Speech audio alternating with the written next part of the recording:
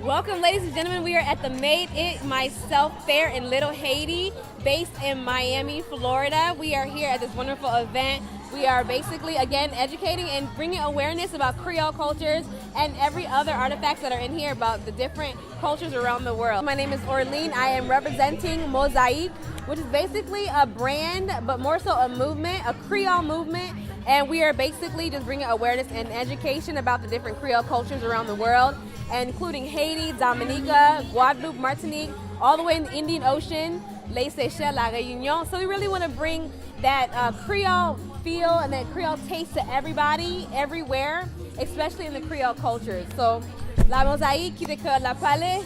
You can also look us up on Instagram, La Mozaiq, and then also Facebook as well.